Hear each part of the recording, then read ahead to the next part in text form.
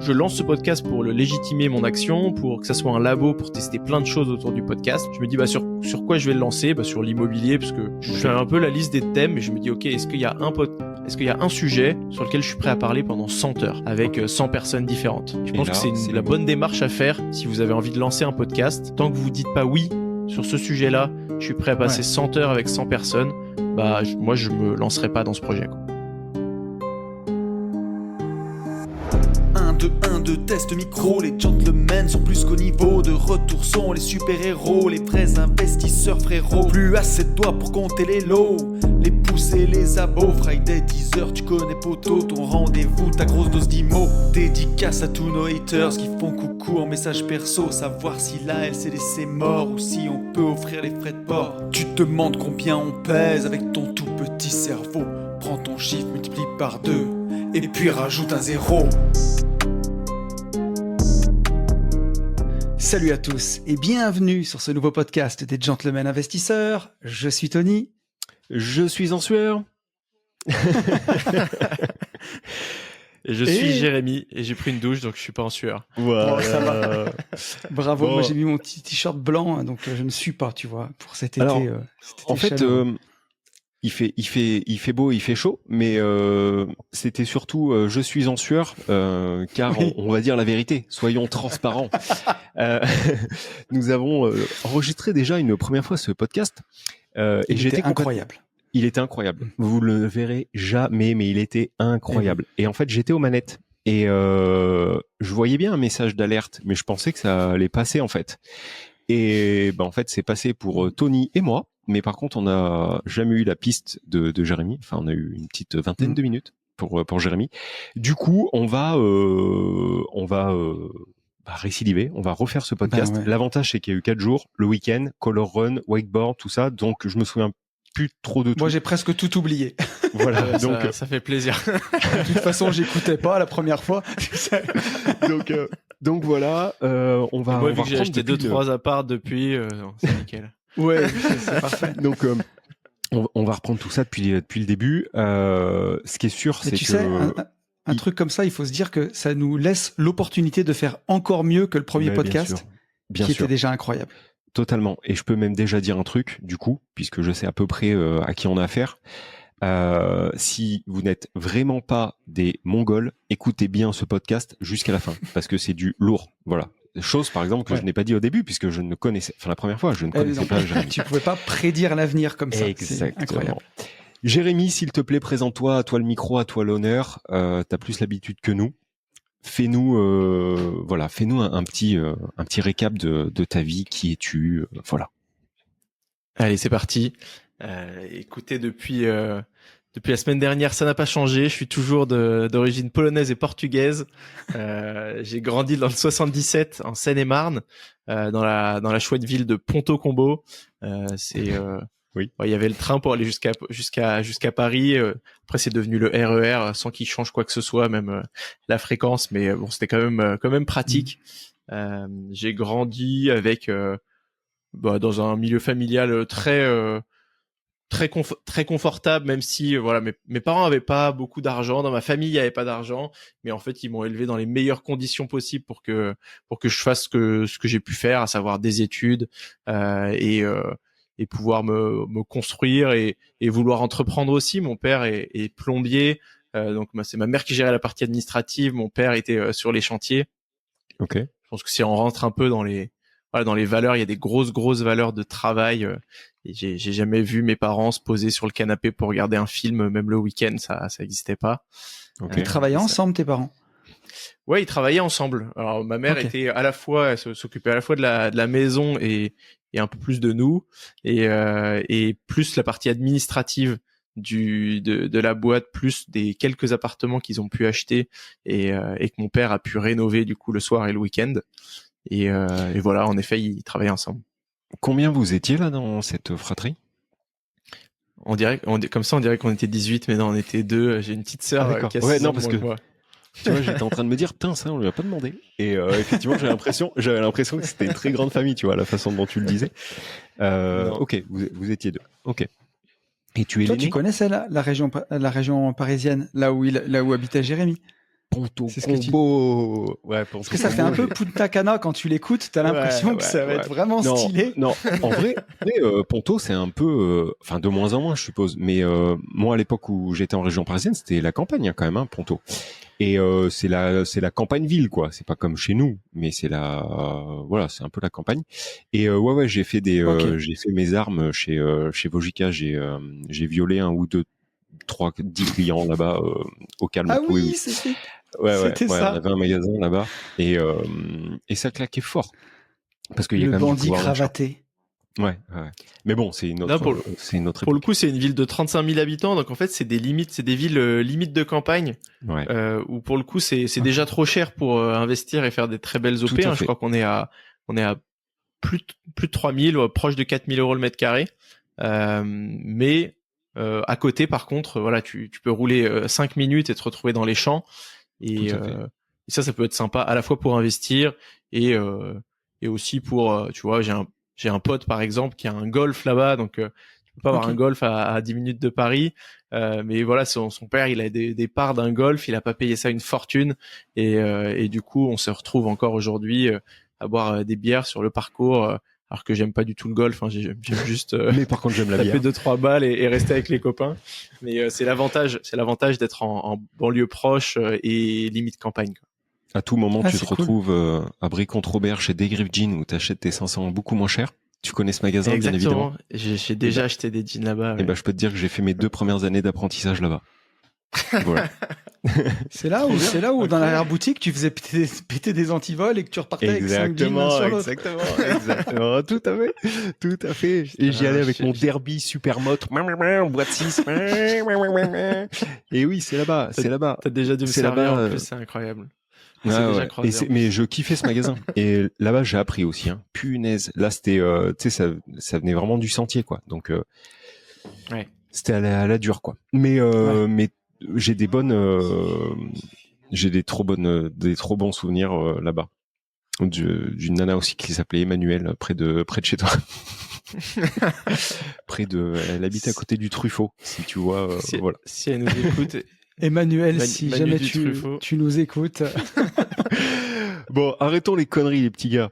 Donc, famille, petite fratrie, vie confortable, normale, avec tes parents. Par contre, ton papa bossait énormément, ça tu nous l'avais déjà dit. Et je pense que ça a bien résonné dans ton mindset, puisque on démarre à chaque fois par ça.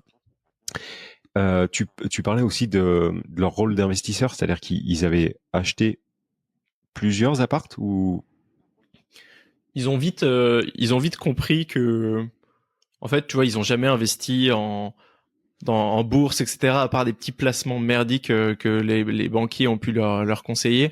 Mais l'immobilier, ils savaient que ça, ils pourraient maîtriser, qu'ils avaient un avantage comparatif parce que mon père, il pouvait faire les rénovations. En revanche, ils sont très risque averses, donc ils ont jamais pris beaucoup de risques. Ça a été je crois qu'ils ont fait quand même une belle opération, c'est qu'ils ont acheté un immeuble au centre de Ponto. Je crois qu'à l'époque, qu'ils ont acheté ça à 125 000 euros. Il y avait 5 ou 6 appartements. C'était il y a 20 ans. Et petit à petit, mon père, il a construit, il a divisé, il a rajouté des appartements et c'était son projet des week-ends. Moi, il avait déjà construit notre résidence principale aussi. Et c'est comme ça qu'ils ont commencé. Et après, pour donner, j'avais jamais donné tout le patrimoine de mes parents. Ils ont acheté le terrain voisin de la résidence principale et mon père a construit des maisons dessus aussi. Ok. Ça, voilà, je vous en parle comme si ça s'était fait en un claquement de doigts, mais c'est 25 ans de boulot. Ouais. Mais t'as toujours vu ton père entrepreneur et investisseur quand même, les deux casquettes. C'est ce que j'allais dire. Ouais, c'est vrai. Bah, c'est ma mère qui poussait pour les invests. Parce que mon père a encore plus peur du risque que ma mère. Et c'est mon père qui après, en effet, était sur le chantier et faisait tout, vraiment de la construction à la plomberie, à la déco. Et après, il mettait ça en location nue pour payer 50% de fiscalité avec des crédits sur 10 ans parce que voilà, il y avait pas toute la compréhension financière derrière l'opération. Mais ils savaient que ça, c'est un truc qui perdrait pas de valeur.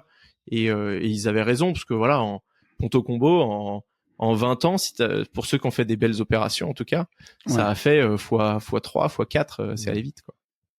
Ouais, là, c'était pas pour le cash flow, quoi. C'était pas pour quitter la rat race, mais. Non, Mais d'ailleurs, contre, j'ai sur le entendu long mon terme, père toute sa vie, j'ai entendu mon père, à 40 ans, j'arrête de travailler, à 50 ans, j'arrête de travailler, à 60 ans, j'arrête de travailler, et je crois qu'il fera comme son père, il bossera jusqu'à la fin de sa vie. Et ouais.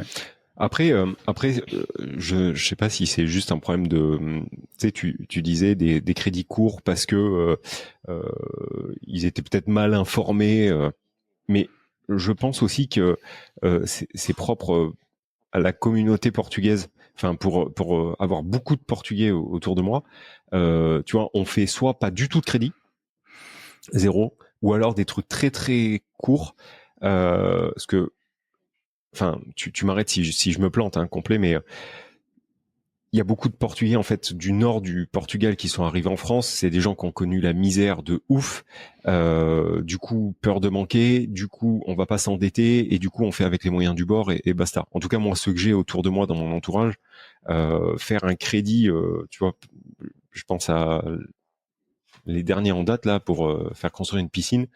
On va claquer 40 000 euros d'économie d'un coup d'un seul parce que surtout pas de crédit, tu vois.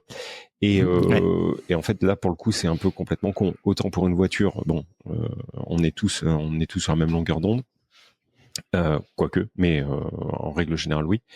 Mais est-ce qu'ils étaient matrixés aussi comme ça, tu vois? Est-ce qu'ils faisaient partie de...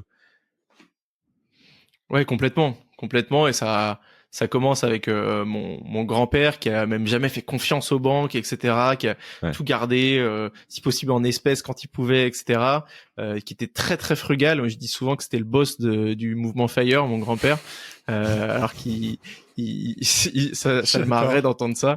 Mais voilà, il se chauffe encore au bois, et toute sa vie il s'est chauffé au bois. Il a une grande maison, ils vivent dans une petite pièce.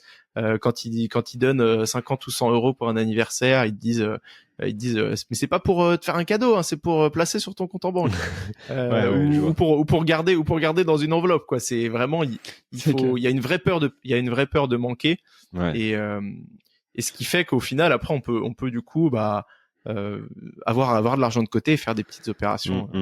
Ça m'avait fait marrer quand tu avais dit ça, parce que j'ai pensé que ma grand-mère, moi, du côté maternel, qui venait vraiment d'une famille très pauvre, elle avait aussi inventé le minimalisme et le frugalisme, si tu veux, par la force des choses. C'est ça.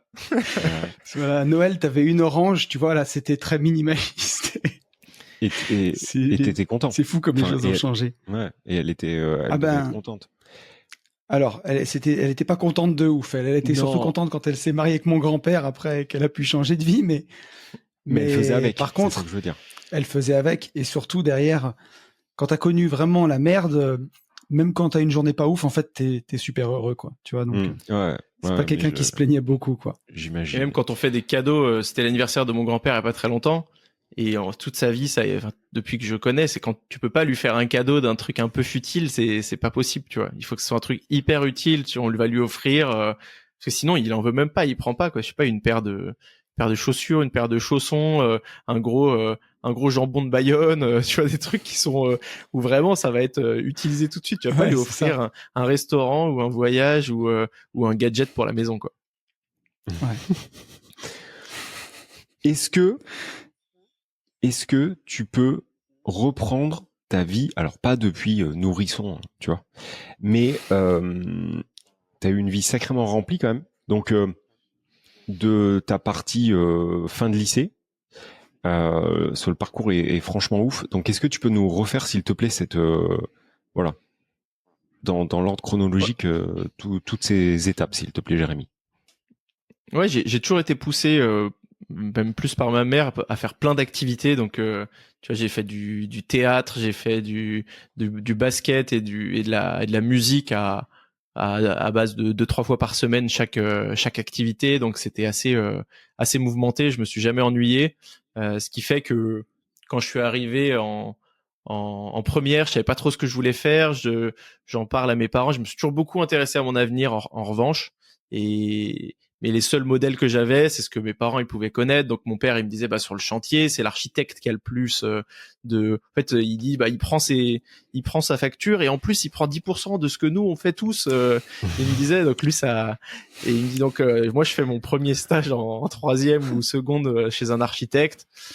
Je me rends compte que c'est 95% d'administratif, ça me plaît pas trop. Même si voilà, j'ai toujours aimé l'architecture et je continue à aimer ça. Et un jour, je vais voir un cousin au Canada qui, pour le coup, lui avait fait des études. Et parce que moi, dans ma famille, j'ai la chance d'avoir toute ma famille dans un rayon de 10 kilomètres autour de Ponto Combo et là, ma famille maternelle comme paternelle, ce qui est un truc incroyable. Donc, j'ai une quinzaine ou une vingtaine d'oncles, de cousins, de tantes. Donc, il y a des grosses fêtes de famille. Mais bon, je suis un des seuls à avoir fait des études post-bac. Et je rencontre ce cousin qui, lui, avait fait un MBA, était en train de monter un gros projet, une clinique à Edmonton, dans la ville d'Edmonton, pour louer et vendre à des médecins. Et je trouve le projet complètement génial, quoi. Je passe sur ce chantier et je me dis, putain, mais c'est trop bien, c'est trop intéressant. Et c'est là que c'est ma découverte du business. Je crois que d'ailleurs, je lui ai jamais dit que c'était lui qui m'avait fait avoir le déclic. Tu lui enverras un lien. Excellent. C'est ça, un PayPal. Et du coup, je me rends compte à ce moment-là, j'ai pas envie de faire une prépa pour aller en une prépa HEC parce que j'ai envie de continuer à faire du basket, de la guitare. Et du coup, je vais à l'IESEC, une très bonne école post-bac, qui me permet du coup de développer un réseau, mon sens du business aussi, que je comprenne vraiment le monde de l'entreprise, que j'avais vraiment pas tous ces codes. On commence avec un stage ouvrier quand on est dans ce genre d'école, donc c'est un stage de 2 mois où il te force à faire vraiment des tâches un peu ingrates et moi j'avais pas le sentiment d'en avoir vraiment besoin parce que j'avais été sur les chantiers avec mon père et donc du coup je me souviens d'aller mais bon j'étais obligé donc j'étais allé chez Hugo Boss tu vois et j'avais demandé à être dans les stocks tu vois donc je suis à Croissy-Beaubourg dans les stocks d'Hugo Boss et moi, je range et je commence déjà à essayer d'optimiser, tu vois. J'ai 5 étiquettes par main, j'essaie de les caler, de les machins. Le troisième jour, il y a le directeur de la boutique qui vient, on discute. Et il me dit, mais qu'est-ce que tu fous dans les stocks, toi? Pourquoi tu viens pas vendre en boutique? Et je lui dis, mais j'ai pas le droit de vendre en boutique pour mon stage. C'est mon stage ouvrier. Ouais. Et il me dit, mais on s'en fout, viens en boutique, tu feras ton rapport de stage sur sur tes 3 premiers jours, et puis viens, on va tester en boutique, quoi. Et en boutique, j'ai adoré, à la fin du premier mois, il m'avait mis responsable de la zone sur les costumes, qui était un des trucs les plus techniques à vendre. Et en fait, j'ai adoré la vente. Ça a été un stage qui était exceptionnel. J'avais un management de fou aussi. Et tu vois, c'était du genre, ah bon allez, celui qui vend un dernier costume, il a une crêpe au Nutella. Tu vois, moi ça me suffisait pour me défoncer à l'époque. Et du coup, ouais, je pense que j'avais déjà un peu l'ADN commercial en tout cas. Ensuite, j'avance dans les études. Ouais.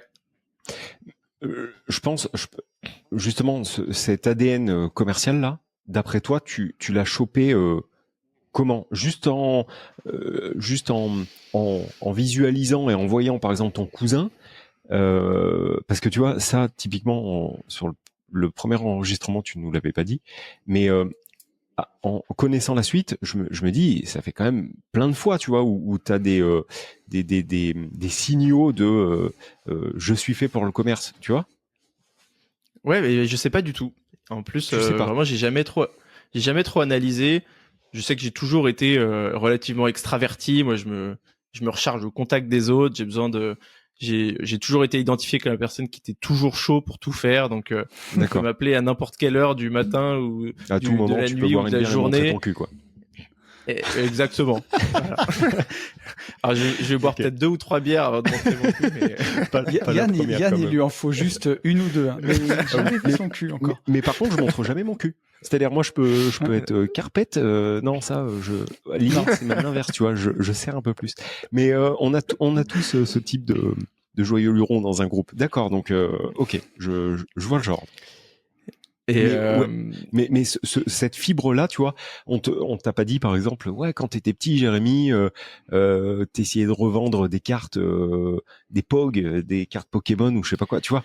Ça, si j'ai eu, tu vois, ça fait ça l'anecdote de petit entrepreneur de merde, mais j'ai eu ce truc, j'avais un forfait bloqué. Ouais. Vous vous souvenez des forfaits Universal oui, Mobile, oui, les tout complètement. premiers. Oui. Et donc bon bah moi il était hors de question que j'ai un forfait comme ça parce que c'était à l'époque c'était 25 balles par mois, donc tant qu'on pouvait s'en passer, je l'avais pas. Et le premier jour où je suis parti au collège, j'ai loupé mon bus, je suis hyper tête en l'air. Et du coup, ma mère, elle est venue m'attendre à la station de bus et je suis pas arrivé et elle a pété un câble et on est allé directement à la boutique pour prendre un forfait téléphone. Donc j'ai eu mon petit téléphone qui prenait même pas de photos, vraiment le truc tout basique. Et j'avais un forfait à 24,90 € par mois. Et on avait pris un truc, c'était une option genre édition limitée où ça pouvait se reporter à l'infini si tu utilisais pas le crédit. Parce que je sais pas si vous vous souvenez, mais à l'époque, c'est 2 heures d'appel, 160 SMS. On est sur un truc comme ça. Et moi, je m'en contrefous. Ce que j'aime, c'est aller jouer au basket dehors. Je suis relativement bon élève aussi, je bosse et tout, tu vois, mais je passe pas ma nuit à envoyer des textos. Ok. Et du coup, je suis en train d'augmenter mon crédit que je peux consulter sur mon téléphone. Et je vois que à un moment, je vois que j'ai plus de 100 balles sur le téléphone. Et je me dis, mince, mais comment je pourrais, je sais pas, essayer de récupérer ça, tu vois? Et, et du coup, je cherche, première idée qui me vient, c'est en regardant attention à la marche, je me dis, vas-y, je vais appeler pour participer au jeu concours plutôt que cet argent, il soit perdu, tu vois? Et en fait, je me rends compte que c'est une énorme arnaque. Ils me demandent pas un SMS, mais 5 SMS pour participer. Ouais. Je finis avec 5 ou 6 euros. J'ai rien vu, rien gagné. Et je me dis, OK, ça va pas. Faut que je trouve un autre truc. Je commence à regarder sur des forums de geeks. Et je suis pas très geek, mais j'essaye de comprendre. Et il y a un gars qui a eu la même situation que moi. Et il dit, bah, en fait, j'ai trouvé un site pour créer un numéro surtaxé. Et j'ai créé mon numéro surtaxé et je m'appelle moi-même. Et du coup, je récupère l'argent. entendu un truc pareil. C'est énorme. Du coup, je vais sur ce site et je vois trois formules. Il y a une formule où c'est 50-50, tu leur files 50% de commission, mais par contre, en 3 minutes, tu peux récupérer 100 euros du numéro surtaxé. Et il y a un autre où tu récupères 80%, donc il y a que 20% de commission, mais il faut appeler pendant des heures pour aller machin. Donc je fais ça et je fais tourner mon téléphone toute la nuit et et je récupère du coup 80 euros. En plus, je les récupère en bon Amazon, un truc comme ça. Oh putain. Et, C'est magnifique. C'est Et magnifique. après, je le fais avec mon pote Com après en trichant un peu sur les coms, j'avoue. Désolé, Com. Et voilà, ça a été mes premiers euros. Ok. Non mais cool. Et franchement, tu vois, Ça, c'est une vraie technique de crevard auvergnat, mais Ah ouais. comme never, quoi. Ah, c'est magnifique. C'est magnifique. Ouais. J'ai jamais entendu ça. Ok. Jamais. Donc, Là, tu lâches rien. merci pour cette petite parenthèse, mais je suis content, tu vois, de t'avoir amené justement sur ce truc. Non, franchement, c'est ouf. Donc, reprenons ta vie. Suite Ouais, à. Vas-y. je suis en école de commerce. Je commence à m'intéresser à Junior Entreprise. C'est comme un cabinet de conseil à l'intérieur de l'école. Donc on est étudiant et on doit aller signer des missions, etc. Sur le campus de Paris, il n'y a pas encore de Junior Entreprise, donc je me retrouve à m'investir 3 ans sur cet asso. Et c'est une énorme chance parce que du coup on monte, tu vois, on passe de 0 € de chiffre d'affaires première année à plus de 150 000 euros en troisième année quand je suis président de l'asso. Et c'est trop bien parce que voilà, on a 21 ans, on signe des contrats avec JLL, L'Oréal sur des trucs où il n'y a pas énormément d'apports. On était censé avoir forcément de l'apport pédagogique, etc. Mais nous, on fait surtout des distributions de questionnaires, etc. Mais c'est hyper intéressant. Ça me forme un peu. C'est l'entrepreneuriat version facile parce que tu payes un petit peu moins de charges. Les gens de ton équipe, tu les payes et tu les rémunères pas forcément. Tu rémunères les étudiants que tu fais travailler sur les missions. Et en Donc, plus, t'es quand même encadré. Était encadré par Commission Par l'école. nationale des juniors entreprises, par l'école, par plein de trucs. Donc c'est plutôt une très bonne, Puis, un très bon truc que je recommande. 150 000 euros de CA en 3 ans, c'est stylé quand même. Bah ouais. Ouais, c'est vraiment cool, vraiment cool. Première année 12 000, deuxième 35 000, troisième 150 000 euros signés quoi. Et C'est trop donc, bien. Ouais, T'as des gens, ils sont pas étudiants, ils les feront jamais. Non, mais clairement, il y a ça c'est un monde. Je sais pas si vous connaissiez les juniors entreprises, mais Pas il y a du tout. la plus grosse junior entreprise, c'est celle de l'ESSEC. À l'époque, ils faisaient 8 millions de chiffre d'affaires.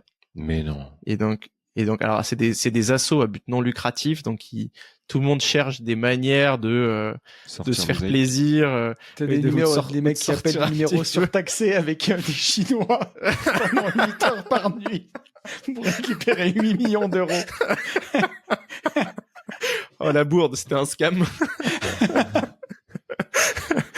Et C'est énorme, 8 millions. Mais ma question, qu'est-ce qu'ils fournissent pour ça? Tu vois, qu'est-ce ils qu'ils fournissent vendent en face pour le coup, les SEC, ils ont en partenaire BCG, McKinsey, etc., qui les forment, parce que le but de ces gros cabinets de conseil, c'est d'aller embaucher ces gars-là. Et ils vont te faire une étude marketing, ils vont envoyer 5000 questionnaires en ligne ou en magasin ou machin, te faire une analyse. Nous, on faisait des calculs de taux de remplissage dans des bâtiments pour JLL, donc j'envoyais des troupes des armées d'étudiants qui passaient toutes les heures dans des bureaux pour calculer combien il y avait de personnes par salle pour ensuite qu'on évalue le taux et se dire est-ce qu'ils ont besoin d'étendre, de réduire etc. Donc c'est ce genre d'études qu'on faisait Ok. et on avait de la main d'œuvre qui était hyper disponible parce qu'on avait le réseau de toute notre école et beaucoup moins cher que si tu passes par un cabinet de Ah, c'est conseil sûr. évidemment quoi. Ok. Excellent. Ouf. Ouais, Donc du ça coup te tu vois motive. les étudiants de la JE de l'ESSEC par exemple ils gagnent beaucoup plus en asso que ce qu'ils gagnent en sortant d'école après. Donc ça leur fait tout drôle. Ah bah oui. Ouais. Oui, c'est vrai. C'est vrai que ça doit un petit peu les soigner. Ouais. C'est pour ça qu'il y en a beaucoup qui redoublent, tu vois. Ça, LBDE. C'est ça. Et donc voilà, ensuite je sors de l'IESEC, je me fais recruter par l'ancien président de la JE, tu vois, il me dit qu'il y a un poste incroyable pour un partenaire de Google. Donc je commence, j'ai fait 1 an pour cette boîte où je me suis baladé, j'ai fait San Francisco et Milan. Je suis allé dans les bureaux de Google aussi, la tech, ça me faisait vraiment kiffer Excellent. à l'époque. Et ensuite c'est assez rapide parce que quand je suis à San Francisco, je découvre une boîte qui est dans la bouffe où en fait à San Francisco pareil, j'essaye d'optimiser à fond. Je me retrouve, tu vois, à prendre une coloc où je paye 1000 dollars ma chambre, mais c'est pas normal. 1000 dollars la chambre, c'était un squat en fait. À ce prix-là, t'as qu'un squat à San Francisco. Je me rends compte en arrivant là-bas que c'est un squat. Avant, il m'avait dit que c'était un co-living thématique sur l'art. Et il fallait un projet artistique. Et je leur ai dit pas de souci. Je vous ferai un concert de guitare, machin, bidule. Me souviens que par Skype, je leur vends un truc comme ça. Et j'arrive là-bas, on est 15, il y a une salle de bain. Il y a que des artistes, évidemment. Donc, pour te prouver qu'il y avait que des artistes, j'ai jamais fait la queue à la salle de bain en 2 mois dans cet appartement. Je jure de ne jamais avoir fait la queue dans cette, parce que je me levais pour aller bosser et eux, ils avaient une vie un peu différente. Mais c'est complètement lunaire. C'est vraiment une vie. Des vrais artistes. Je rencontre des gens Entre l'artiste fous, et le punk à chien, quoi. C'est ça que tu veux nous dire. Ouais, c'est ce que j'allais dire.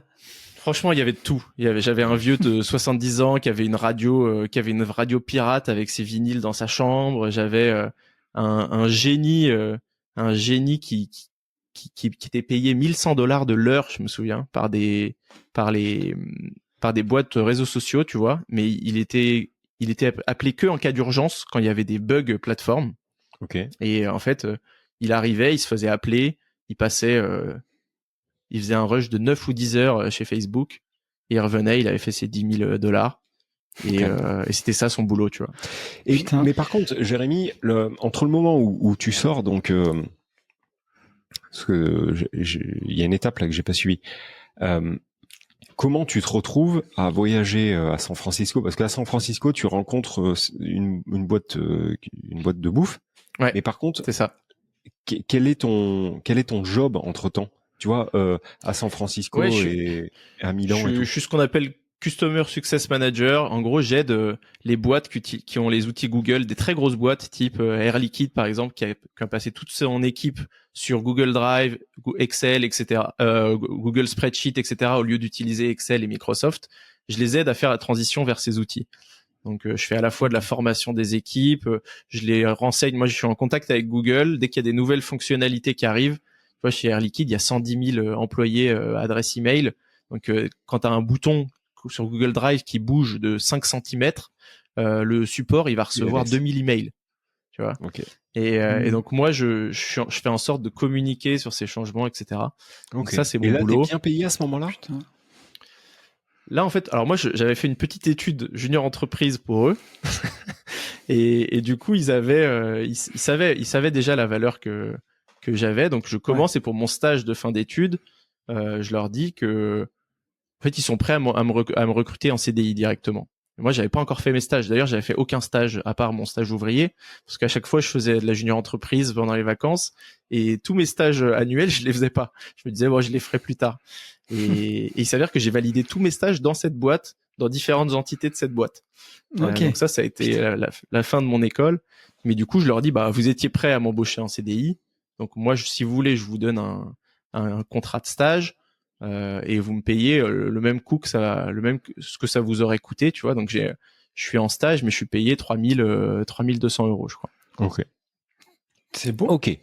Donc merci pour ce petit flashback. Donc Tu rencontres la boîte de bouffe là-bas? Voilà, San Francisco, les artistes, la 8-6, punk à chien et tout, peut-être un cracheur de feu. Là, la boîte de bouffe. C'est ça. Je contacte cette boîte parce que leur service est génial. C'est un abonnement pour manger le midi. Je paye $6 par jour et j'ai le droit mais là, t'es consommateur donc. Moi, je suis consommateur à ce moment-là. Ok. Et je vois en fait que, c'est un abonnement. Tu précommandes la veille dans les restaurants et chaque restaurant propose une option par jour de sa carte. Ce qui fait qu'ils peuvent en fait préparer le matin quand il y a personne, etc. Et toi, tu vas en pick-up, tu récupères ta commande. Et vu que t'es abonné, que t'es obligé d'y aller quasiment tous les jours, bah ils peuvent driver des volumes très importants chez les restaurateurs.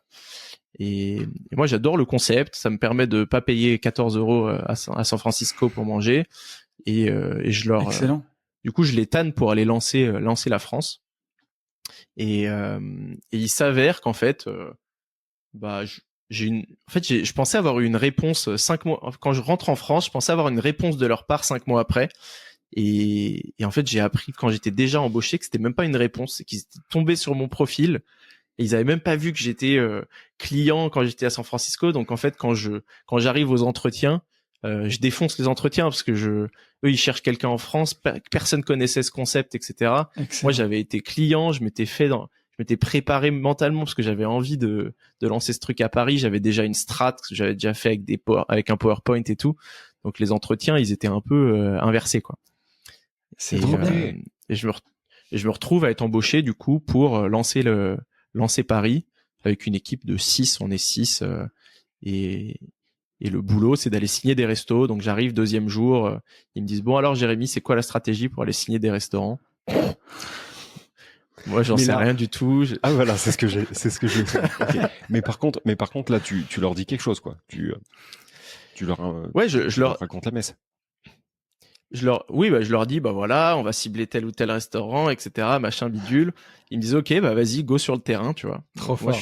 On est chez WeWork dans le 9e arrondissement et je me dis, vas-y, qu'est-ce que je vais faire? Je me suis fait un petit listing de restos, j'ai scrappé tous les restos sur Google Maps, tu vois. Et je vois qu'il y a un resto portugais, ça s'appelle Café Nata. Je me dis, vas-y, ça va être ma première signature.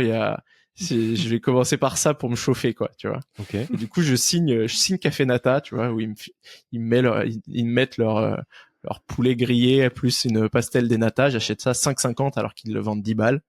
Et en leur disant que je vais leur ramener 20 commandes par jour de ce truc-là, quoi.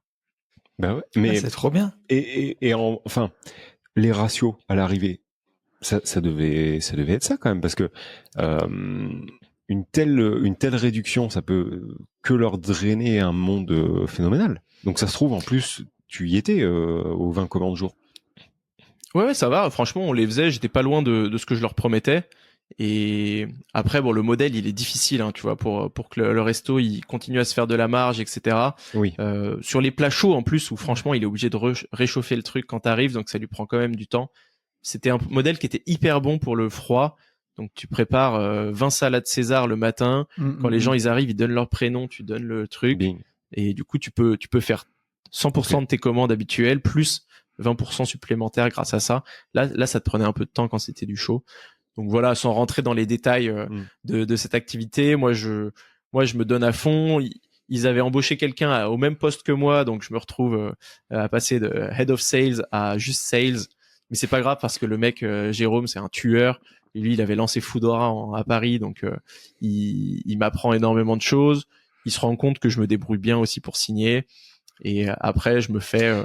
Donc là typiquement, t'es que c'est pas péjoratif, mais t'es que commercial.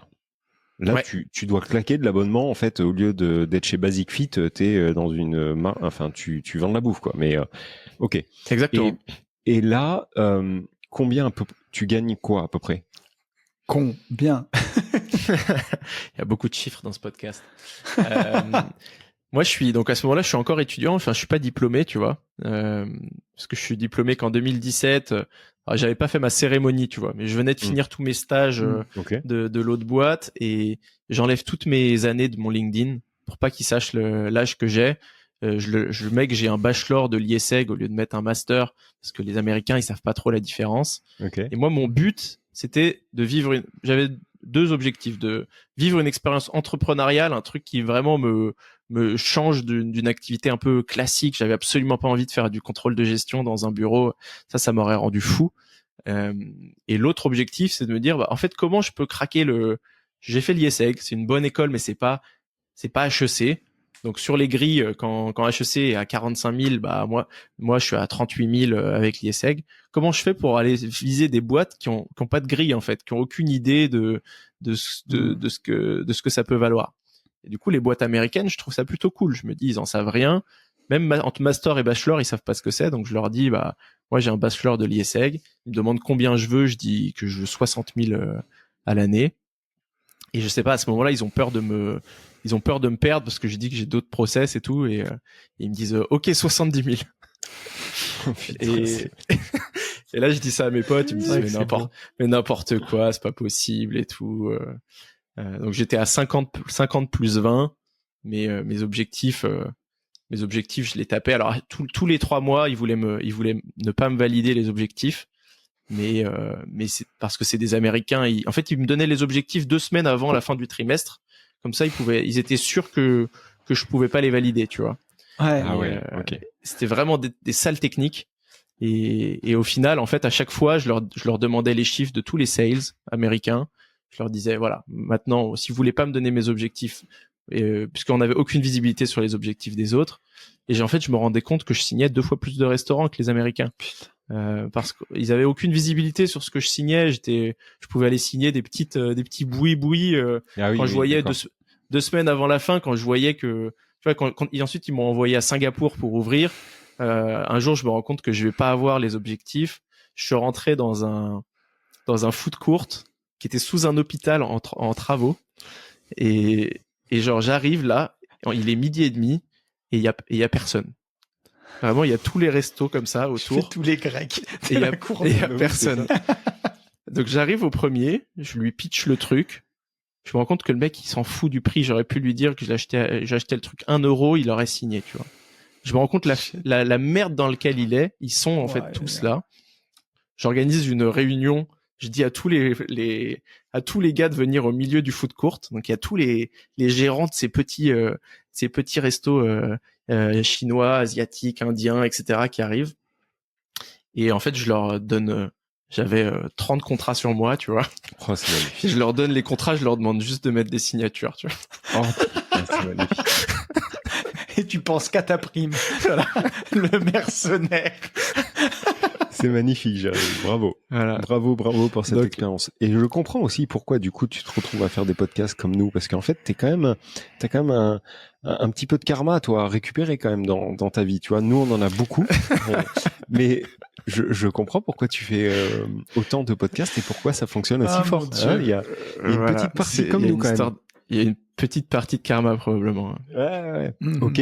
Donc, attends, parce que là, du coup, t'es parti à Singapour, là, quand Ouais. t'étais en France, t'es parti à Singapour d'un coup d'un seul. Est-ce que ça s'est fait aussi vite que là, tu le décris, ou pas du tout? Bah, ça a été, j'ai fait un peu moins, un peu plus d'un an à Paris. Et en fait, on commence à stagner à Paris parce que, en fait, il y a un problème avec les tickets restaurants. Il y a pas on peut pas payer avec les tickets resto. Moi, avec la JE, j'avais bossé avec un client qui était directeur technique des tickets restaurants en France. C'était le mec qu'il fallait avoir pour pouvoir payer avec des tickets resto avec une appli digitale, alors que Uber Eats, Deliveroo, etc. avaient pas encore l'intégration. Et moi, j'ai l'autorisation, je leur mets sur la table et ils me disent non, il faut 2 jours de développement pour intégrer ce nouveau système, donc on va pas le faire. Moi, je leur dis en fait, vous êtes en train de vendre un abonnement pour manger le midi. Quand j'allais dans une boîte pour leur vendre l'abonnement et qu'il n'y avait pas de ticket restaurant dans la boîte, on signait 80% de la boîte avec mon collègue Jérôme. Mhm. Quand on allait dans une boîte où il y avait des tickets, on signait 2 personnes. Et ouais. C'était systématique. Donc il y avait, tu vois, en fait, on n'arrivait plus à faire de croissance avec les mails et tout. Donc avec Jérôme, on ciblait toutes les boîtes de nos zones, on les appelait, on leur disait quand est-ce que je peux venir vous offrir à manger.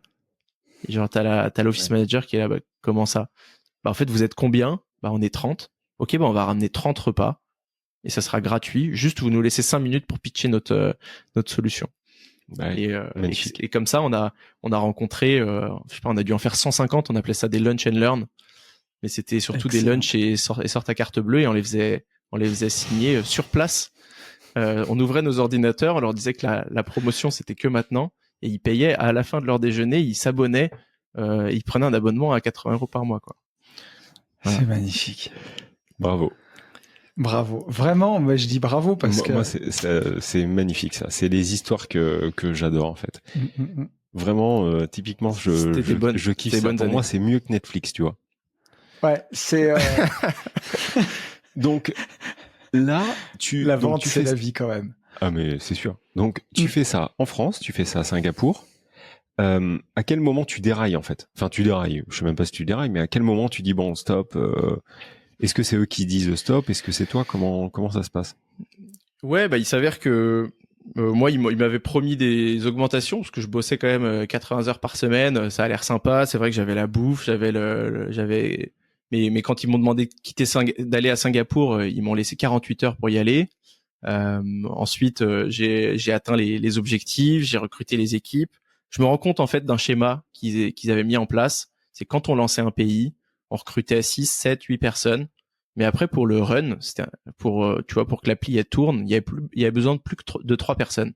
Tout le reste après pouvait être géré depuis les US. Donc après, ils faisaient virer tout le monde. Donc quand on a lancé la France, une fois que ça tournait, hop, ils ont viré la moitié de la boîte. Et vu qu'il leur fallait en plus 8 mois à peu près pour lancer un pays, c'était nickel parce que c'est le temps de 2 fois 4 mois de période d'essai en France, c'était nickel. À Singapour, de toute façon, il n'y a pas de droit du travail, donc tu peux virer les gens comme ça. Et c'est en le faisant 2 fois, tu vois, que je réalise qu'en fait c'est un modèle, c'était pas de la malchance, donc un manque de communication avec eux.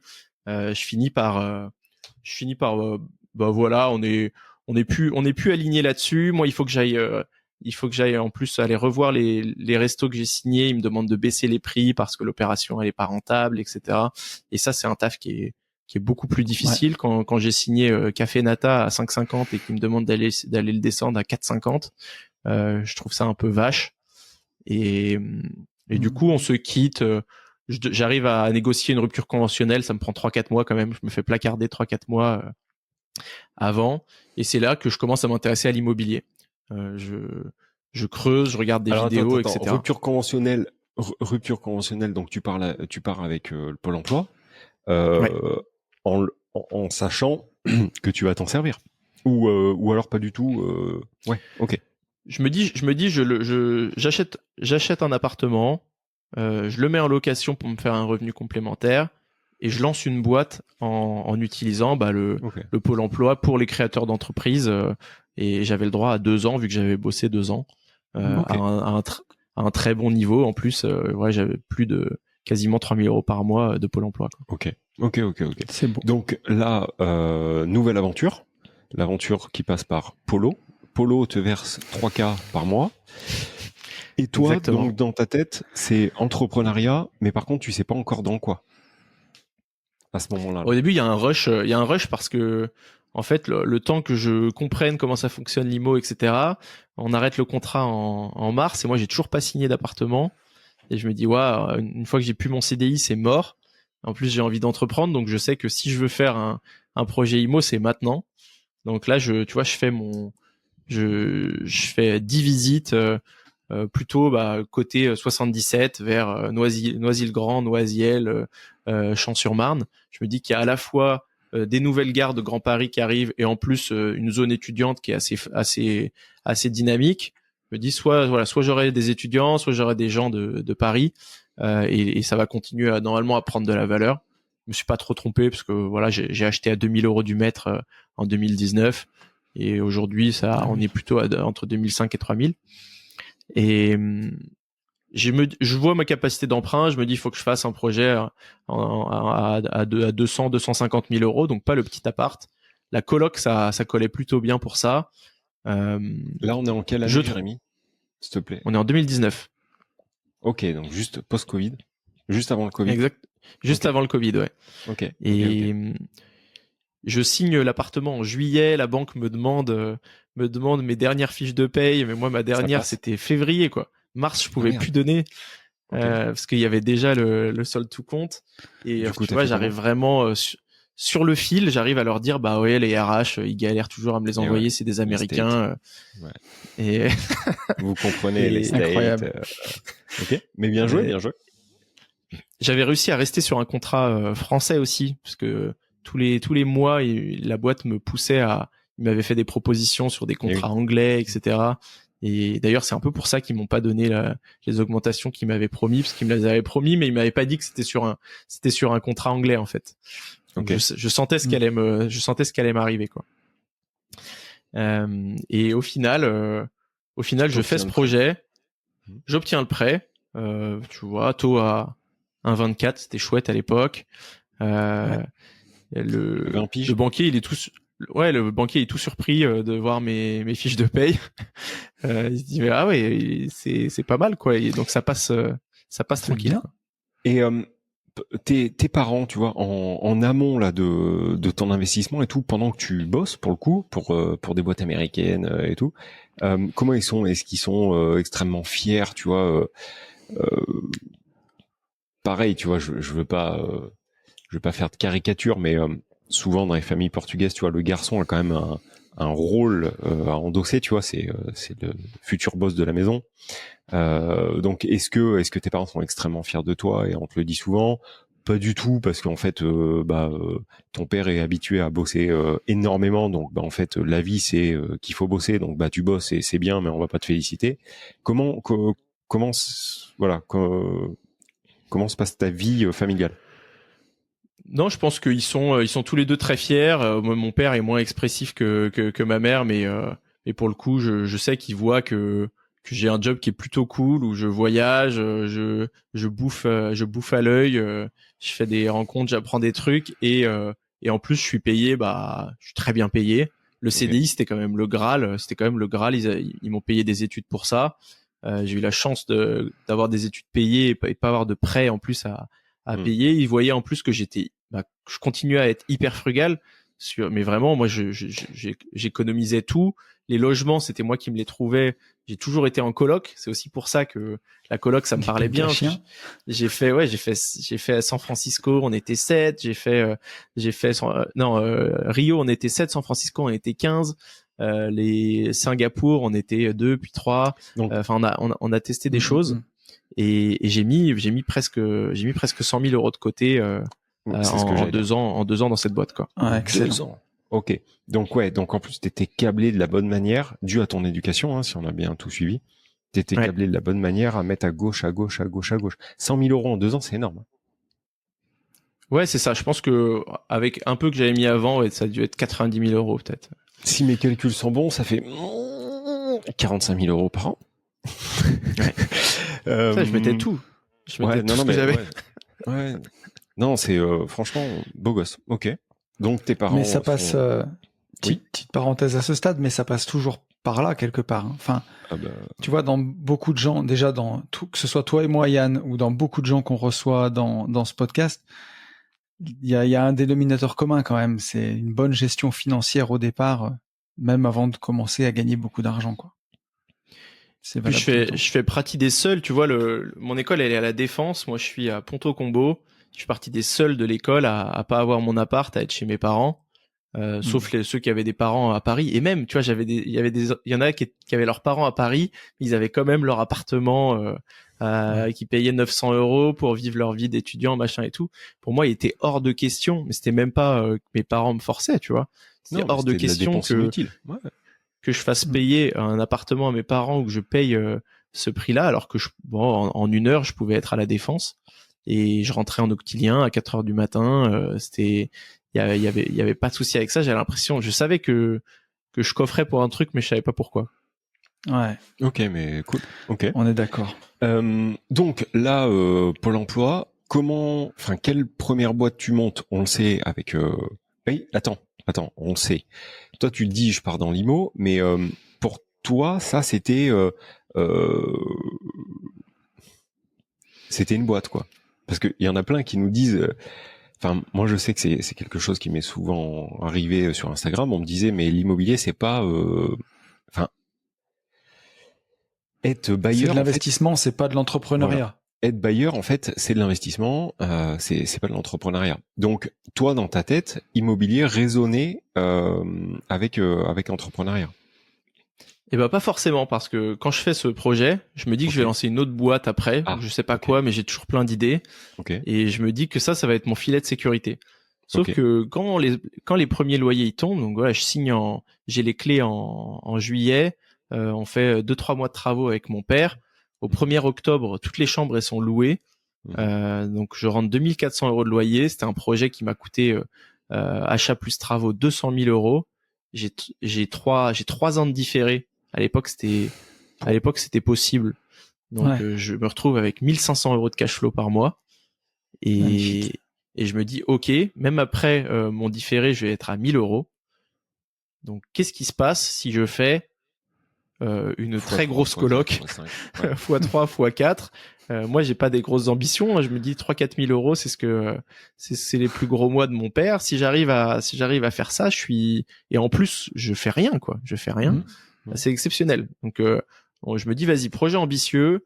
L'IMO ça me plaît, j'ai aimé être sur le chantier, j'ai aimé faire ça avec mon père. Mon père, il me prenait un peu pour un fou quand je lui expliquais le projet, parce que lui, il avait jamais eu ces taux de renta, etc., parce qu'il avait fait les choses d'une manière différente. Mais du coup, je me dis voilà, si j'en fais un gros, je peux être tranquille. Donc on trouve un terrain. Donc moi, je m'occupe de toute la partie administrative et mon père, c'était les travaux, quoi. On crée une SCI avec mon père. On se dit vas-y. On va faire un énorme co-living ou un truc, une coloc x3 ou x4. Donc là, tu l'embarques. Je l'embarque enfin. Je l'embarque enfin. Et parce que c'est une chance, mon père il est brillant sur la partie travaux et on signe le terrain à je vais pas dire de bêtises, 500 000 €. C'était 2 terrains à 300. On arrive à les signer à 500. Donc 250 les deux.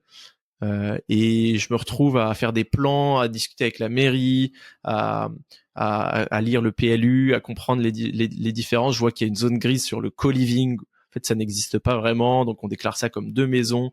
On peut faire 2 fois 12 chambres. On peut construire 600 mètres carrés habitables sur ce terrain. Donc, ça va être un bunker, le truc. Et même avec un jardin, on peut faire un truc vraiment chouette. Et là, il y a le Covid qui arrive.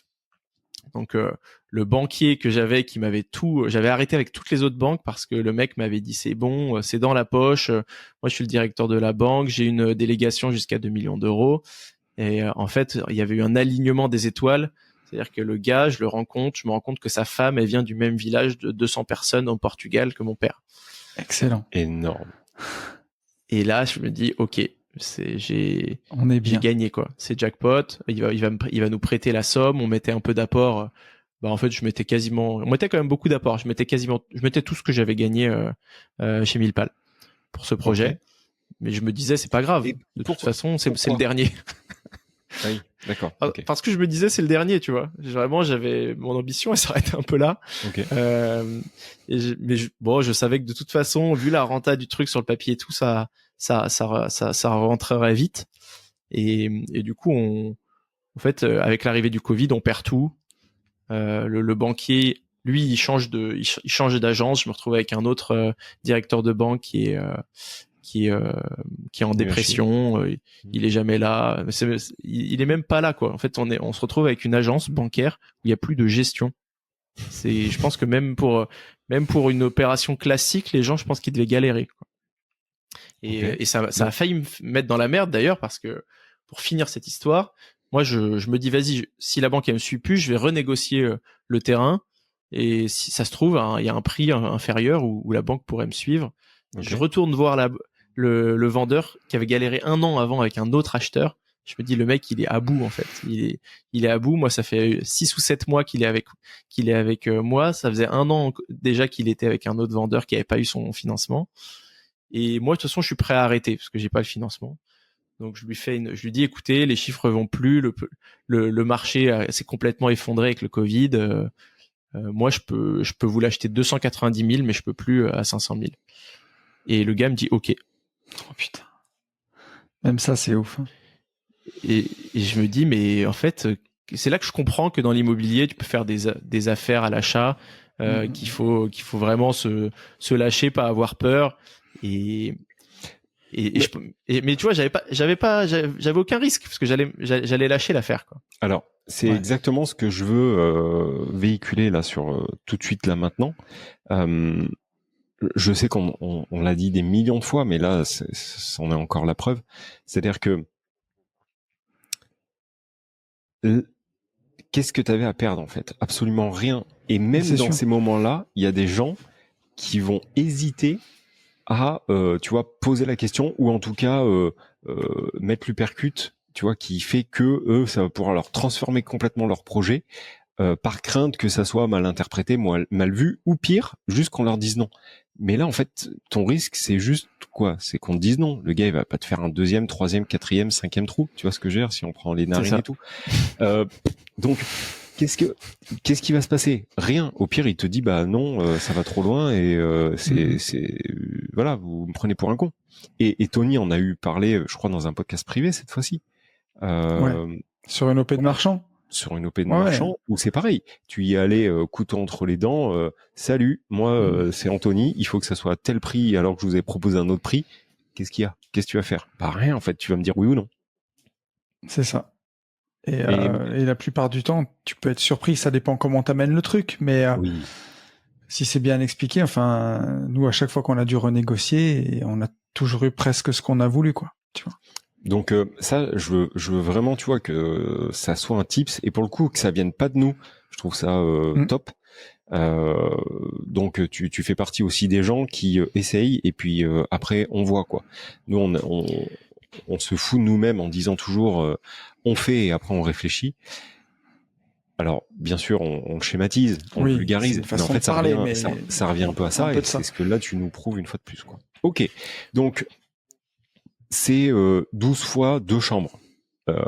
Elles deviennent quoi? Bah en fait, je vous raconte toute cette histoire pour qu'au final le projet se fasse pas, et que la banque veuille quand même pas me suivre. Ok.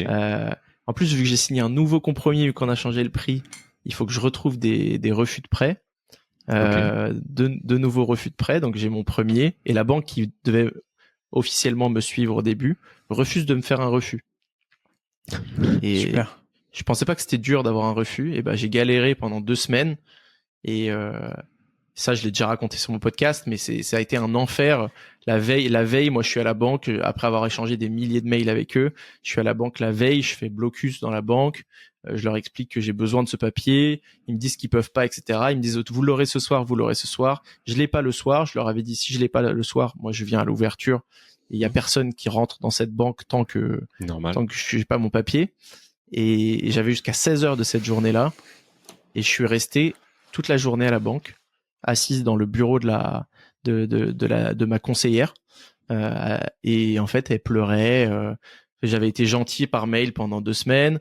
Après, j'avais été, c'est moi qui avais pleuré pour voir si ça les attendrissait. Et là, en fait, ce matin, je me suis fâché, quoi. Et j'ai eu le papier en fait, elle m'a fait un papier qui, d'après elle, elle avait pas le droit de faire ou je sais pas quoi. Ouais, manuscrit. Et mais elle m'a fait un papier qui a été tout à fait reçu et recevable. Mais je l'ai eu une demi-heure avant ça, et ça, c'est le truc qui aurait pu me faire. Du coup, c'était les 10%, c'était 29 000 euros du coup que j'ai failli perdre sur le coup. Puis donc j'ai perdu énormément de temps, mais pas d'argent.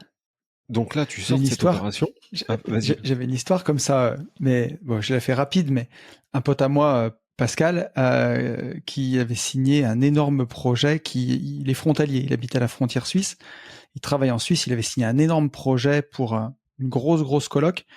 Et pareil, il avait appelé son banquier avant, il lui avait dit, si je veux l'avoir, faut que je fasse une offre sans condition suspensive Alors non, c'était pas ça. C'était une offre, et il lui dit, faut que vous me disiez si vous allez me suivre, on montera le crédit après, machin. Son banquier lui dit qu'il le suit, qu'il y a aucun problème.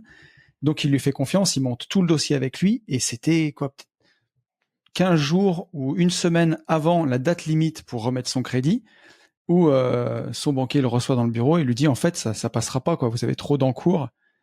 Et je lui dis, mais vous m'avez promis, je vous ai fait confiance, on y est allé. Il dit, moi, je fais quoi? Et je crois que c'était énorme, hein. Je sais pas si c'était pas un projet à 800 000 balles, il y avait, je crois, 80 000 euros de clause tu vois, de punition de 10%, quoi. De séquestre. Et il lui dit, mais je fais quoi? Et le banquier lui dit, fallait y penser avant de signer. Et réflexe, il lui a tiré une calotte. Elle est partie direct. Il a mis une tarte au banquier. Elle est partie. Et si tu veux, quand il te raconte cette histoire, ce qui doit faire 1m90 au moins, et peut-être presque 110 kilos. Et finalement, par son boulot, vu qu'il bosse chez un gros assureur, la Banque Palatine lui a prêté en urgence et en une semaine la somme. Et il s'en est sorti comme ça, il a pu acheter et faire son projet. Mais quand c'est sorti, quand son banquier lui a dit qu'il fallait y réfléchir avant de signer, il m'a dit, c'était réflexe, c'est parti tout seul. Putain. Je peux comprendre. Je suis un calme, mais tu vois, il m'avait poussé à bout aussi. Comme tu dis, pour un truc comme ça, moi, j'avais fait comme toi pour mon prêt de résidence principale, où là, pour le coup, j'avais signé sans condition de crédit, et j'attendais mon crédit, et au final, la banque, pareil, m'a fait le coup, m'a fait poireauter, ça passait aux engagements, je sais pas quoi. Je suis resté 2 heures assis dans son bureau sur une chaise. Et je lui ai dit, moi, j'ai tout mon temps, j'avais sorti mon Mac et je travaillais en face d'elle sur les genoux. Je lui ai dit, je partirai quand j'aurai mon crédit. Voilà. Et j'ai eu mon crédit. Mais c'est très bien. Enfin, tu vois, il y a des fois, la fin justifie les moyens, quoi. Exactement. Voilà. C'est tout à fait ça. Et en plus, tu vois, c'est pas violent, c'est pas une action de fou furieux. C'était une sorte de sitting. Voilà. Exactement. Manifestation. Alors, donc, là, mon cher Jérémy, donc là, t'as toujours ta première coloc, ce projet tombe à l'eau. Là, on est en plein confinement. C'est ça, hein? Ouais. Enfin, on arrive en plein confinement. Qu'est-ce qui se passe? Parce que c'est vrai que quand t'as présenté, au final, on sait que t'es d'origine portugaise, polonaise, mais par contre, en fait, est-ce qu'à un moment t'as dit podcasteur? Même pas. Même pas, je crois. En fait, les gens ne savent toujours pas qui tu es. Après 50 minutes de podcast. Donc, que fait ce garçon? Qui êtes-vous? On arrive en confinement, et là, qu'est-ce qui se passe? Là, du coup, je me dis, je vais lancer la boîte que j'avais prévu de lancer en sortant de ce premier job. Et je sors mon petit livret d'idées avec toutes les idées que je me note toutes les 2 jours, une nouvelle idée de business. Il y a un truc qui ressort un peu plus que le reste, c'est de créer un petit logiciel, une boîte pour aider les marques à transformer de l'écrit en audio. Donc je me dis, ok, je vais aller voir une boîte qui a beaucoup bossé sur des articles SEO sur son site, etc. On va prendre ces articles, on va les faire lire, interpréter par des comédiens voix off, et on va en faire des podcasts. Moi, j'écoute beaucoup de podcasts. Je me dis que ça peut être une idée qui marche, donc je crée Echo Studio. J'ai un pote à qui je pitch l'idée qui se fait muter dans une usine en Pologne. Il était dans l'industrie plastique et il n'avait pas trop envie d'être muté en Pologne, alors il me rejoint sur l'aventure. On se retrouve à bosser tous les deux dans des bars, des cafés, dans des coworking, mais tu vois, même sans les payer, on était au rez-de-chaussée devant l'accueil et on avance sur nos petits projets. On signe nos 2-3 premiers clients. Pour qui on fait ça? On commence à bosser avec des devs d'une école qu'on paye quasiment pas, c'est dans le cadre d'un concours pour développer ce logiciel. Et on se dit ok, avançons là-dessus. Au final, pas une vraie traction. En revanche, beaucoup de marques qui me disent ouais, c'est sympa ton truc et tout, mais moi j'aimerais lancer un podcast d'interview, un podcast à la Mathieu Stéphanie. Et moi qui écoutais Génération Do It Yourself, je me dis ok, disons qu'on sait faire. On y va tête baissée. Et du coup, je me dis il faut quand même que je lance un podcast d'interview avant pour pouvoir. Encore une fois, on dérouille et après on voit. Bien sûr, on fait ça. Bien sûr. Exactement.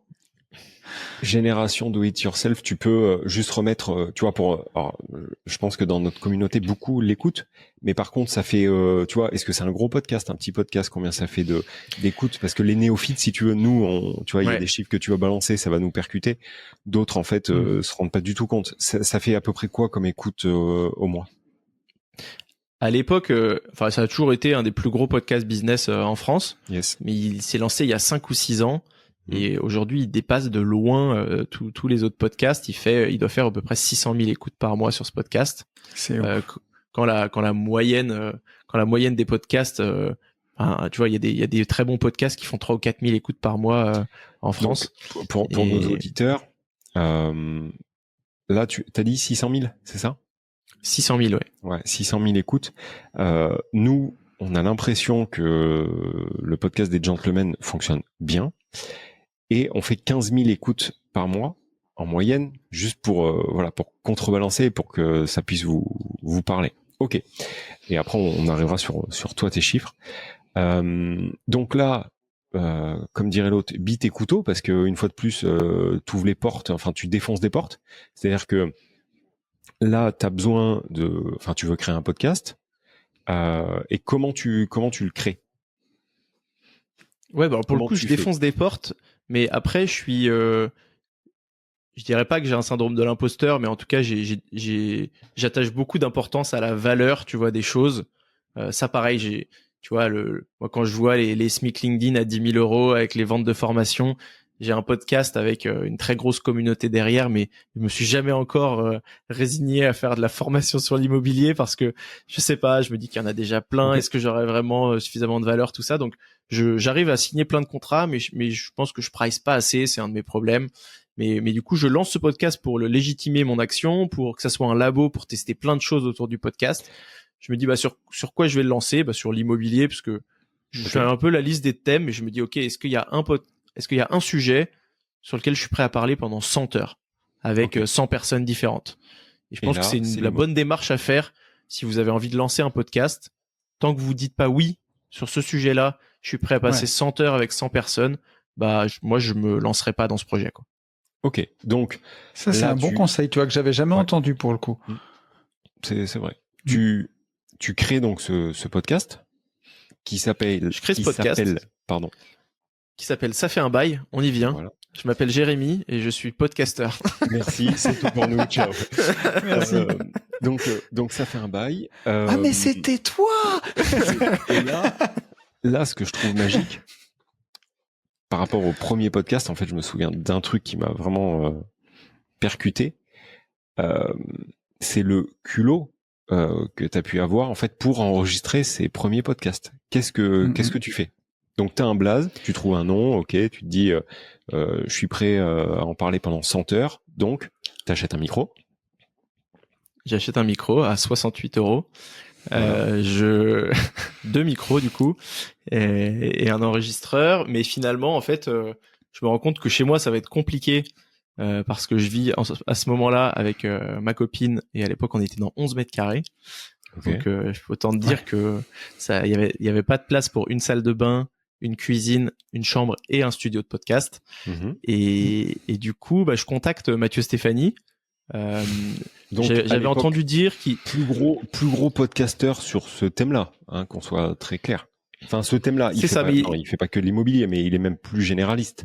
Mais très gros, c'est comme dans notre monde, c'est comme appeler, je sais pas, Tony, c'est comme passer un petit coup de fil à. Je sais pas, au président de Next City, j'en sais rien. Ouais, voilà, ouais, c'est ça, et dire salut, je peux prendre un peu de bureau. Ouais, c'est ça. Ouais. En fait, il avait osé, il a eu le malheur de dire dans un podcast qu'il avait envie d'aider des podcasteurs à se lancer. Et moi, j'ai pas tombé rebondi dans l'oreille. j'ai rebondi là-dessus et il m'a dit bah écoute, tu peux venir avant 9h30 le matin, de midi à 14h et après 18h30. T'as le droit d'utiliser le studio et franchement, il m'a accueilli les bras ouverts. On a eu l'occasion aussi de discuter plusieurs fois. Ça a été, je pense, une bonne source d'inspiration pour se lancer. J'avais eu aussi un autre déclic, c'est que j'écoutais un podcast qui s'appelait Investimo Club à l'époque. Et c'était un des premiers aussi à faire du podcast où vraiment il demandait le parcours des gens, il rentrait dans les chiffres, etc. Et moi j'aimais beaucoup ça. Et Bruno, que je salue. C'était Bruno, ouais. C'est ça, et que j'ai eu 2 fois sur le podcast. Il a arrêté en 2018 peut-être, où il avait arrêté. Moi j'étais hyper frustré parce que j'avais genre 25 épisodes et j'en avais plus à me mettre sous la dent. Et je me suis dit, bah en fait, ça prend autant de temps d'enregistrer un podcast que d'en écouter un. Donc je vais lancer ça. J'enregistre chez Mathieu Stéphanie. J'envoie une 30aine de messages à tous les gens qui ont l'air d'être des bons investisseurs qui sont souvent présents sur les réseaux. Hein, du coup, j'envoie des messages à Christopher Wengen, à Yann Darwin, Excellent. à Tony Parker, à n'importe qui, en leur disant que oui, mon podcast va bientôt faire 100 000 écoutes par mois et que ça serait chouette qu'ils viennent. Et du coup, je me retrouve à avoir dans mes premiers invités, par exemple, Steve Burgraff, le fondateur de Big Fernand, qui avait tout un sujet sur les fonds de commerce et l'immobilier commercial. C'est génial. Ça aussi, c'est un jeu en fait. D'entrée de jeu, ouais, Putain, c'est ouf. On pourrait faire un podcast de 2 heures, mais avant ça, pour me former sur l'immobilier, je suis rentré dans un réseau de mandataires qui s'appelle Engel Invokers. Je sais pas si vous voyez, c'est de l'immobilier de luxe. Ah oui, d'accord. Non, je connais pas, mais... Et ils avaient des bureaux sur les Champs-Élysées. Et j'avais appris qu'en fait, quand t'étais chez eux, tu pouvais aller bosser là-bas. Okay. Et du coup, j'ai passé les formations. J'y suis allé. Je me suis dit, ça se trouve, après, je vendrais, hein, j'en sais rien, tu vois, mais c'est le principe des mandataires. Normalement, t'as le droit de vendre à ton rythme. Et j'ai fait les formations et en fait, j'ai trouvé ça génial. Architecture parisienne, acheter, vendre, prospecter, faire du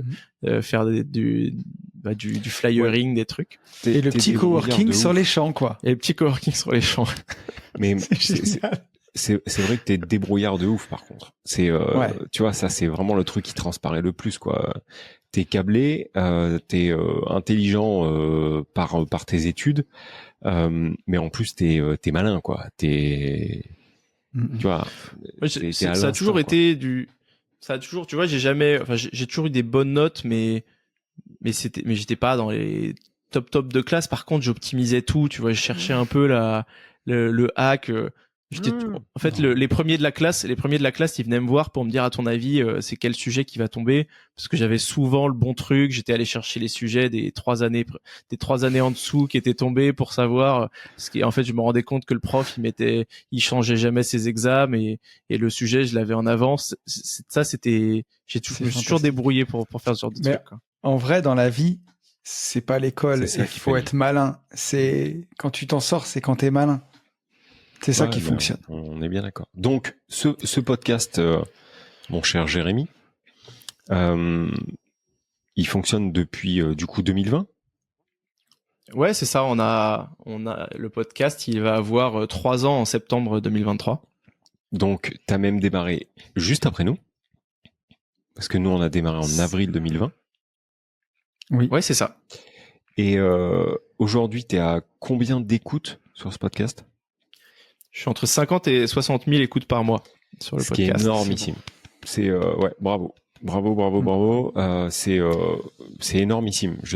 enfin encore une fois pour les néophytes, nous on est donc à 15 000, des mecs qui performent de ouf, fou malade, le Mbappé du podcast, il va faire 600 000 quand Jérémy en fait 60. C'est énormissime. Et ce qui est dingo en fait, c'est que toi t'as trouvé encore un hack pour vivre du podcast, parce que ça, je pense que c'est aussi important que nous aujourd'hui on le dise. 1, on ne vit pas des podcasts. 2, on paye pour les faire. C'est-à-dire que entre les abonnements Spotify, les abonnements pour l'enregistrement, Luc qui monte, etc., etc. Alors, attends, pour rétablir, Non, mais- c'est aussi oui, non. une publicité. Non, je parle Ça nous fait la vitrine, pas la publicité, mais la vitrine pour toutes nos autres activités quand même. complètement. Mais ce que je veux dire, c'est que pour Et créer aujourd'hui, on a un podcast, on a le Patreon aujourd'hui. oui, non. Ce que je veux dire, c'est que pour créer un podcast, si tu veux bien le faire, il faut à un moment un payer un minimum. Ah ben, il y a Tu un vois. investissement de départ. donc- Après, Et donc, c'est pas Jérémy monstrueux, mais il y a ça. Jérémy a réussi en plus à le rendre viable et à gagner de l'argent avec ça. Enfin, pour moi, il a trouvé un hack qui est juste extra, quoi. Il a réussi à vivre, tu vois, sur ce podcast en créant un business autre que son propre podcast. Je trouve ça ouf. Ce qui est en effet chouette, c'est que du coup, la production, je la fais faire par ma petite équipe du studio de production de podcast. Et le podcast, en fait, je m'attendais pas du tout à ce qu'il fasse ce nombre d'écoutes, même si c'est ce que je disais aux invités au début. Après, je pense que c'est une forme, tu vois, j'ai jamais été dans ce truc Visualisation. de mindset, visualisation, etc. Mais en fait, à force de le dire à mes invités, je leur mentais pas, hein, je leur disais pas que je les faisais, je leur disais que j'avais comme ambition de les faire. Et j'ai fini par m'en approcher et je me suis fait contacter de plus en plus par des marques qui voulaient sponsoriser le podcast. Je pense que, je sais pas, le nom leur plaît bien. À l'époque, c'était même un peu décorrélé de mon image. Ils avaient pas l'impression de faire de l'influence quand ils faisaient appel à Ça fait un bail. Ils avaient l'impression de sponsoriser un média autour de l'immobilier. Je faisais que de l'immobilier. Ce qui est assez rare dans le podcast, c'est que souvent, il y a plein de sujets. Et moi, je me suis toujours forcé, 99% de mes épisodes, c'est vraiment sur l'investissement immobilier. Et du coup, en fait, les sponsors, pareil, j'ai eu la chance de pouvoir discuter avec Mathieu Stéphanie, voir quel était le CPM, le coût pour 1000 écoutes en sponsoring. Donc, et en fait, ça fait partie des coûts les plus élevés, tous CPM confondus, YouTube, TikTok, Google Ads, etc., sur de l'immobilier podcast. Donc, c'est l'écoute qui est très, très qualifiée, des gens qui t'écoutent toutes les semaines, qui en plus, je leur ai rien vendu pendant 2 ans. Donc pendant 2 ans, ils écoutent mes conseils comme si c'était un ami. Je suis un peu le pote qui s'y connaît en immobilier pour ces gens. Ils m'envoient des messages pour me dire j'ai vu ça, qu'est-ce que t'en penses, machin. Je pense que vous avez aussi ce genre de truc mais c'est trop bien, avec votre communauté. Ouais, complètement. Et du coup, quand on leur pousse une marque, un sponsor, un service, surtout si on l'utilise, ça c'est le game ultime, c'est quand j'utilise un service et que je le pousse, là ça cartonne. Et du coup, le coût pour 1000 écoutes, c'est 100 € à peu près sur ce marché. Ça peut même être supérieur. Et du coup, avec 50 à 60 000 écoutes, tu fais 5 à 6 000 € de sponsoring par mois. Donc, c'est génial. Donc, donc voilà, effectivement, c'est génial. T'as réussi à te rendre libre pour le coup, grâce à purement ton podcast, parce que bon, il y a toujours ta coloc qui te rapporte de l'argent, mais t'as acheté ta liberté en fait avec un micro, toi. Ouais, c'est ça a pris du temps, honnêtement. C'est 122 épisodes. Ouais, mais c'est pas 3 ans, c'est pas non plus fou, tu vois. Non, c'est pas fou. C'est pas fou, je suis d'accord. Et je pense en plus, pour avoir lancé une trentaine de podcasts pour des clients, etc., quand tu lances un podcast qui est personnifié, donc il y a une personne qui porte le projet, qui est passionné, qui fait des épisodes toutes les semaines, ça ne peut que fonctionner, en fait. Alors, il y a quand même des sujets qui sont plus bankable que d'autres. Mais j'ai accompagné des gens pour lancer des podcasts, et parfois, tu vois, en call, j'ai un gars qui voulait lancer un podcast sur le canoë-kayak, par exemple. Mm-hmm. Et sur le principe, tu te dis, bah en fait, ouais, c'est quand même vachement niche le canoë-kayak. Mais au final, il y a pas de podcast sur le canoë-kayak. Donc, tu vas te lancer, tu vas avoir toutes les plus grandes stars françaises, européennes, voire mondiales, si tu veux, du canoë-kayak. Ouais. Exactement. Si tu trouves un ton un petit peu sympa, etc. On avait regardé ensemble, je crois qu'à la Fédération française du canoë-kayak, il y a 30 ou 40 000 personnes quand même. Et bien en fait, ils vont tous t'écouter. Ouais. Et si même si t'as du coup 20 000, imaginons que t'aies 20 000 auditeurs sur du canoë-kayak, les marques pour sponsoriser, elles sont toutes trouvées. Tu vas faire de l'affiliation ou du sponsoring et tu vas vivre de ton podcast sur le canoë-kayak, quoi. Et ça, j'y crois très fort, quoi.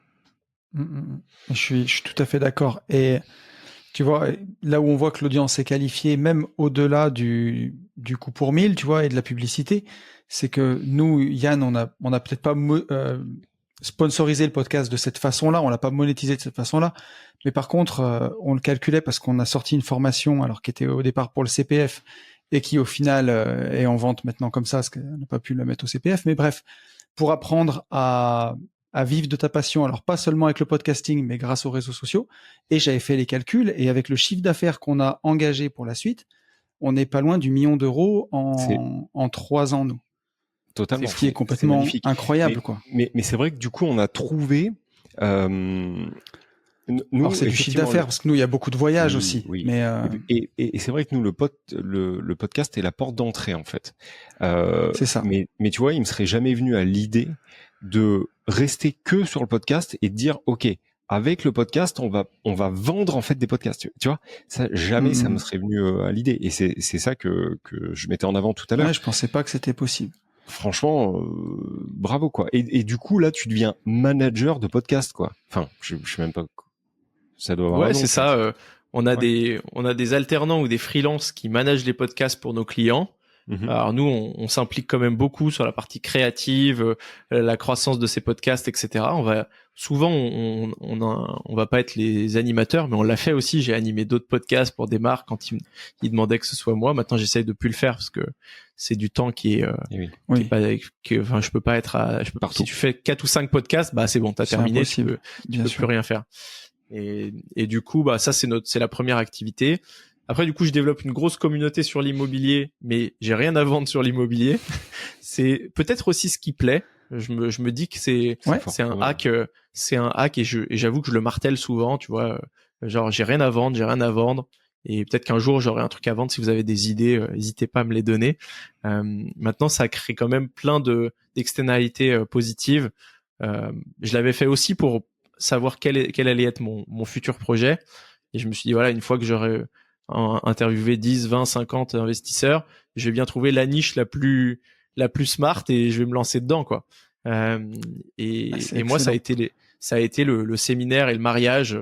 Je suis vraiment tombé amoureux de cette strate. C'est de l'immobilier festif. Tu peux faire de la rénovation de très très beaux lieux, de lieux historiques, voire de monuments historiques. Et du coup, je me suis associé avec un de tes annonceurs en plus. Avec l'un de mes annonceurs. Exactement, qui était mon sponsor principal. Ouais. Mon sponsor principal, Bivouac, Martin Ménès, du coup, le fondateur, avec qui on s'est associé. Ça fait 1 an qu'on cherchait un bien. Et là, on a enfin trouvé une pépite, un truc génial. Vous me connaissez, j'ai cherché comme un taré, j'ai fait des visites. Et ça a toujours été les plus grands kiffs. Franchement, quand je prenais ma voiture pour aller visiter un château. C'est fantastique. C'était vraiment pas du travail, quoi. C'est jusqu'à ce qu'on tombe sur ce truc où là tout s'alignait, parce que sur les châteaux il y a énormément de choses à vérifier, hein, beaucoup plus que dans un petit immeuble. Et là on a signé le compromis et on est en ce moment en levée de fonds pour ce château. C'est excellent. Magnifique. C'est génial. Très gros parcours de fou. Enfin, ouais, c'est génial. Bravo pour ton expérience. Bravo pour ton partage d'expérience. Bravo pour les tips que t'apportes. Bravo pour le podcast. Parce que 60 000 écoutes, je trouve ça juste ouf. Pour nous, enfin, en tout cas, pour moi, je parle pour moi. Je trouve très enrichissant et ça tu vas peut-être servir de lièvre un peu, tu vois, ça nous pousse un peu au cul. Franchement, c'est cool. Ce que je trouve aussi chouette et que j'ai envie de noter dans ton parcours, c'est que on a le sentiment que c'était pas planifié, quoi. Je veux dire, quand t'es sorti des études, tu rêvais pas de devenir podcasteur. T'as toujours fait, moi, de ce que je vois de la discussion qu'on a eue, mais les choses avec entrain, avec plaisir, là où ça te menait, et puis de savoir aussi saisir les opportunités là au moment où elles se présentent. Je sais pas comment tu le vois, mais de prendre ce que la vie t'offre, quoi, et de savoir l'attraper au bon moment. Je trouve que c'est inspirant. Bah, c'est cool de l'entendre. En tout cas, on passe un bon moment chez Gentleman Investisseur. Je crois que, ouais, je pense que en effet, il y a rien de planifié. Je me passionne très facilement pour les choses aussi. Je sais que voilà, je suis très très facilement heureux, je pense, et c'est un peu la sauce magique. Je disais que j'étais pas un surdoué à l'école, mais en fait, finalement, le seul truc où je suis peut-être surdoué, c'est de me sentir bien dans n'importe quel environnement. J'avais entendu Oussama Hamar dire qu'il se pensait surdoué en bonheur, et j'avais trouvé ça assez bien parce que en fait, ouais, je suis toujours, je me sens toujours bien dans tous les environnements, que ça soit dans l'entreprise où tu vois, il fallait envoyer quelqu'un à San Francisco, j'arrivais toujours à me mettre bien avec tout le monde pour que ça soit moi qu'on envoie, que ça soit pour trouver un associé pour un château. Bah franchement, Martin, il a fait le SCP, le MIT, il a beaucoup plus de projets que moi, il a une magnifique boîte qui fait qui fait 40 projets par immobilier par mois. Et c'est hyper bien d'avoir réussi à connecter avec des gens comme ça et de pouvoir se lancer avec quelqu'un comme Martin. Et voilà, je pense que moi, je me sens aussi très très chanceux. Je pense que plus tu fais de choses, plus t'as d'opportunités qui se présentent à toi. Ouais, mais la chance, elle se provoque. Hein. Oui, t'en es quand même le témoin. Hein. Elle tombe pas du ciel. Elle vient pas frapper à la porte toute seule quand même. Hein. On est bien d'accord. Mais ouais, culotté malin, c'est très bien, quoi. C'est beau, voilà. Je pense que c'est inspirant. Et puis, ouais, tu vois, bonne dose, ouais, ça montre aussi que ça tombera pas du ciel, mais je sais pas, c'est ton savoir-être aussi. Tu rends ça accessible, tu rends ça facile. On a l'impression que tout est possible. Et moi, ça, j'aime bien. J'aime vraiment bien. Voilà. Faut juste aller les chercher. Et c'est trop stylé. Merci Jérémy, pour moi, en tout cas. Merci à vous. Si est-ce que vous avez quelque chose à rajouter? Est-ce qu'on conclut Non, c'était une masterclass de Jérémy. Ouais. Je n'ai rien à rajouter. Écoute, je vais rougir. Heureusement qu'on est dans un podcast. merci encore Jérémy pour toute la valeur que tu as pu offrir. Peut-être un petit mot de la fin, peut-être. Ouais, peut-être un mot de la fin. Si tu as quelque chose à rajouter, si tu n'as rien à rajouter.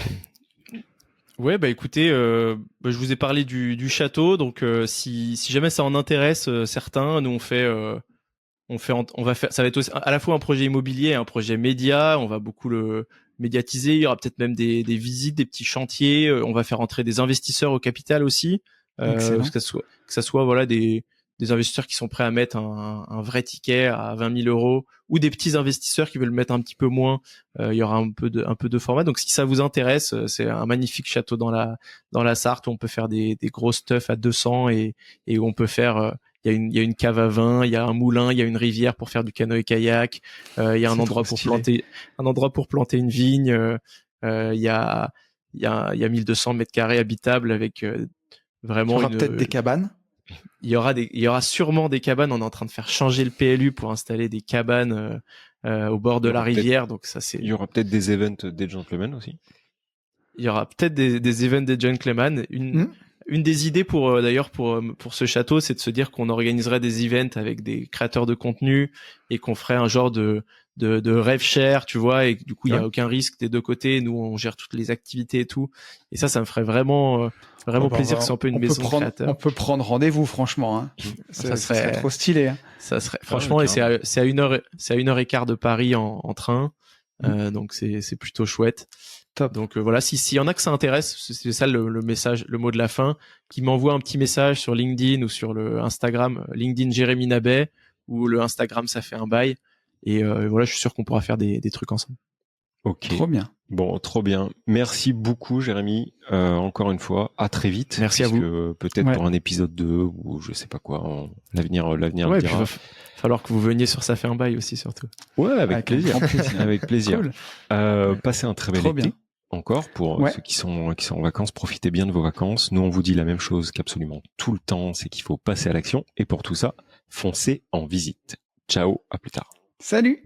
Allez, à plus.